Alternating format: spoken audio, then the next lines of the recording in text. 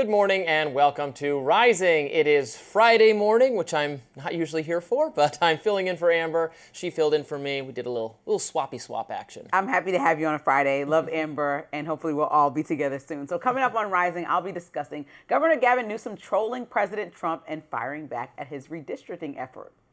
Also, Meta is under fire for some of its apparent chatbot rules that have since been deleted. And a Republican congresswoman says she's seen evidence of interdimensional beings. But first, Robby, what is on your Friday radar? Let's get to it. Well, all week, Lindsay and I have been debating President Trump's approach to tackling the crime problem in Washington, D.C. Our debate mirrors a national debate that's taking place. Republicans are applauding Trump's decision to send in federal troops and impose order on the crime-plagued national capital, whereas Democrats and the mainstream media, progressives, are disdaining this action, quibbling over the statistics, or even defiantly insisting that everything is perfectly fine in D.C. A characteristic response came from House Minority Leader Chuck Schumer, who said he feels totally safe at all times walking around the city. Are you scared walking around Washington, D.C. these days? I walk around all the time. I wake up early in the morning sometimes and take a nice walk as the sun is rising around some of the Capitol and the other monuments and things, and I feel perfectly safe. They're full of it. Look, here's what they've done, Aaron. Plain and simple. Donald Trump wants to distract.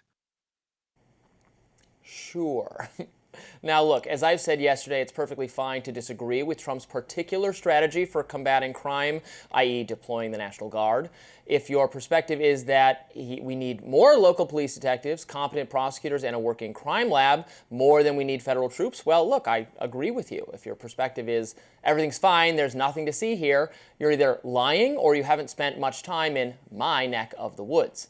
And here's the thing, local Democrats like Mayor Muriel Bowser already know this. They also know something that progressive elites apparently don't.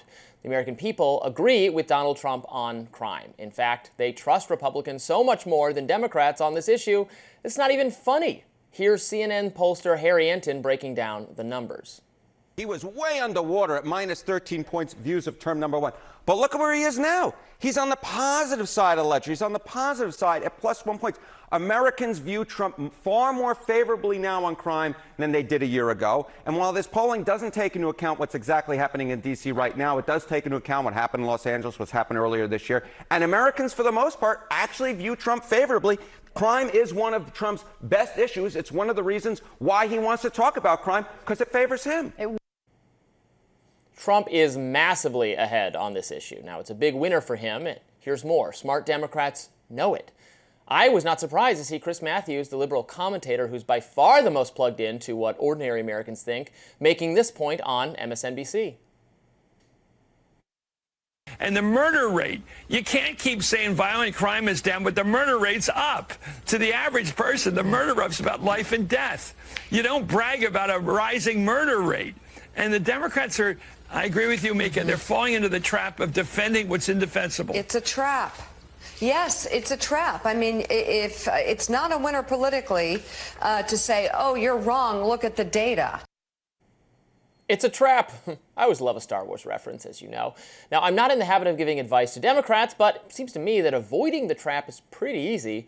Just say the following. Crime levels in cities like D.C. are unacceptable. It's true that things are better than they were during the pandemic, but Americans deserve a baseline of safer cities. To that end, we advocate XYZ policies to make cities safer. In D.C., that means hiring and training more homicide detectives, deploying more authority figures to patrol dangerous neighborhoods, deterring teenage gangs from forming, and giving the criminal justice system whatever it needs to prosecute criminals and lock them up. These common sense policies are popular with the American people. Are Democrats willing to listen? Doesn't seem like it. I think it's true that crime is a problem and can be a problem, but it also can be true that deploying federal agents and soldiers is not the solution. And I just completely disagree with the solution and also question the timing and why focusing on D.C., understanding that there's places like Memphis, Tennessee that are number one on the crime list that desperately need federal resources and collaboration with federal government in order to figure this out across the country. That would be lovely. But you recognize that DC is a unique case. Yeah, I know. It's So you can partly start here, federally owned. and a lot of what you can do here, you can't do in other states. And I think Muriel Bowser has been very open and welcome to getting the resources. But you have to remember why I'm looking at DC, like why it didn't need that much help, is because a year ago, or a little bit more than a year ago, in March 2024, the Secure DC Act passed, and it actually was largely successful. Part of the reason why DC is having a 30-year low in crime. And so even though some people are arguing with the polls, the fact is that it's went down since the most terrible time, which was pandemic and right afterwards. And some things that happened from that the Secure DC bill were strengthening gun penalties. So that's important, right? Because people will get charged larger, cracking down on organized theft. And so if you're looking at what you've done and seeing local leaders that have put things in place that have actually affected the city positively, why does that call for the federal government jumping in to say, oh my gosh, this was absolute chaos, this was a disaster and an emergency, when it could have just been more resources to help fund more programs like that, and also more resources to fund things like community policing. The things you're saying, I mean, the National Guard, the federal law enforcement that's been here this week, as of I think Tuesday morning or Wednesday morning, in the initial sweep they did, one of the largest category of arrests they made were for possession of illegal firearms. My understanding is in most cases that's, I'm supporter of gun rights, but that's taking weapons from people who are not supposed to have them because they have a prior conviction. Most violent crimes are committed by people who have an illegal weapon because they are not allowed under existing law. That's why I laugh when they say we need more gun control. We already have gun control, just got to enforce the one we have, which is that if you're a felon, you don't have access to a firearm. We have to enforce that. That's what the federal troops did. That's exactly what you're calling for. So we need more police resources to do that.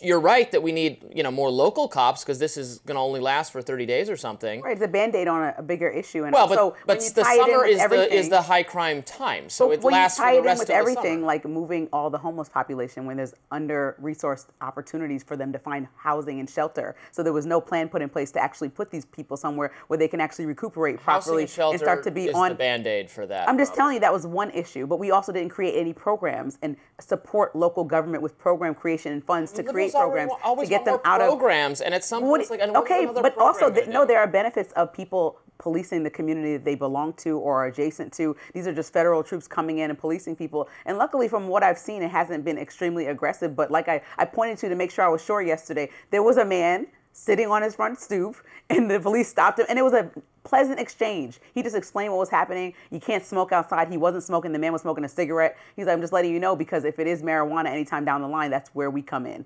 And so the man's on his property, again, on the stoop, like, okay. But it's also like a random form of harassment when they could have just came up with programs to better protect the city in coordination with local government. I think that's when federal and local government work best, when they work together and allow autonomy. It's a big Republican pillar stone of the entire party. I don't want to harass people for smoking marijuana. Or cigarettes on their own yards, in their own front stoops. Yeah, that would be bad. But and you shouldn't also want to push homeless people to Virginia and Maryland because they can't find shelter temporarily here. Yeah.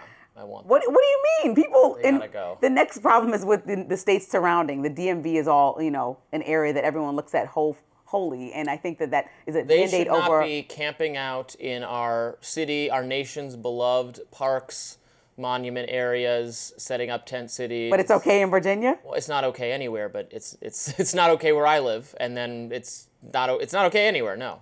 But then they got to deal with it. And some people say look to the root cause of all these issues, right? So if we start to figure out why people are homeless, if we start to look at the economy, if we start to look at the extreme hard times, some people They're not homeless because of the economy. No, they're homeless some people because they're mentally are, though. ill No, and that drug everyone addicted. is not mentally ill that's homeless. In this city, the vast majority of the homeless people. Okay, are in that's that a wide category. cast net over a bunch of issues that have happened. And I think when you find the source of the issue, that's how you solve it permanently as opposed to for 30 days. I mean, I moved from Detroit to here 10 years ago, and I thought the same thing because I was in Detroit. I was used to people who had lost their homes, had fallen on hard times.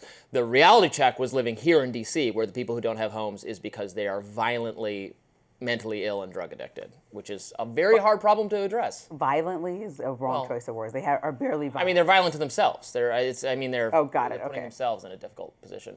All right, we are just hours away from a historic meeting in Alaska, but the war in Ukraine might not be the only topic discussed. We'll break it down next. We'll be right back.